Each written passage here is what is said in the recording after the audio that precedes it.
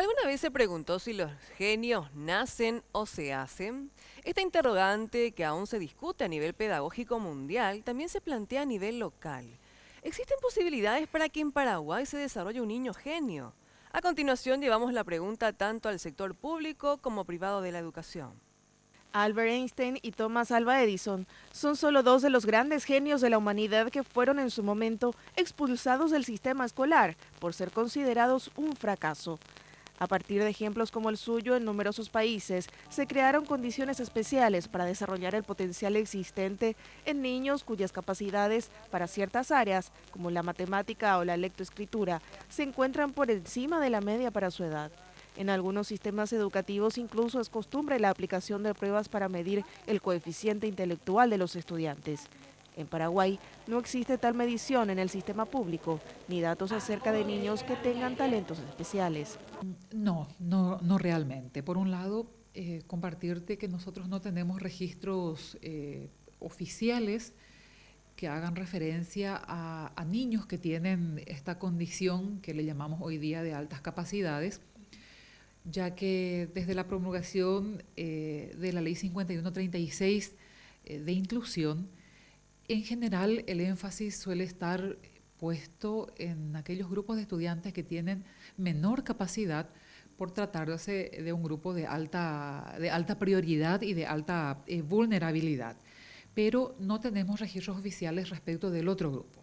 En el sector privado, instituciones como el Centro de Desarrollo de la Inteligencia cuentan con un sistema educativo diferenciado basado en potenciar el talento según sus tipos de inteligencia, ya sea lingüística, lógico-matemática, espacial, deportiva, musical e inclusive emocional.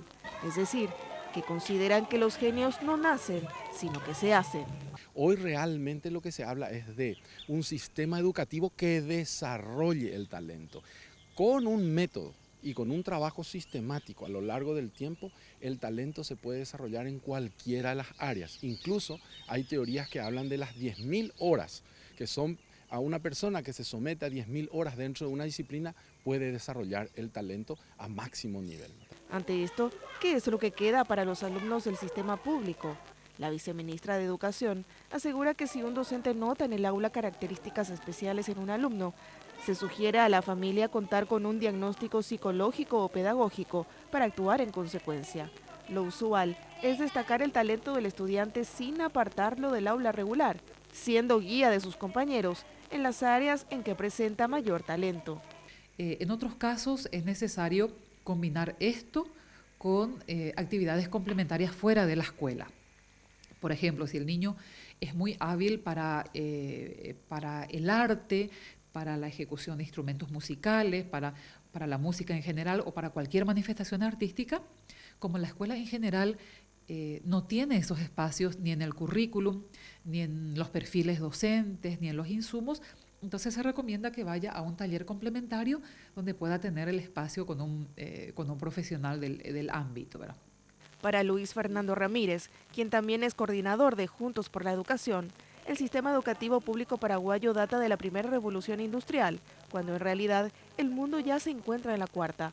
Por tanto, se plantea elaborar las clases de acuerdo al propio talento de cada alumno, aunque esto represente relacionarlo con estudiantes mayores. Las diferencias que partimos primero de la persona, es decir, por darte 2 o 3 características que son esenciales. Los niños no siempre están por año, es decir, el saber no tiene una edad. Hay niños de 5 años que pueden tener, por ejemplo, más habilidad que un niño de 12 jugando ajedrez.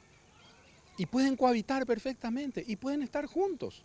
Y están juntos porque lo que los une es el talento. Lo mismo pasa en la música. Puede estar un niño de 9 años y uno de 18, tranquilamente, por horas haciendo música, porque lo que los une es el talento. Entonces la edad no es el único criterio para armar las clases.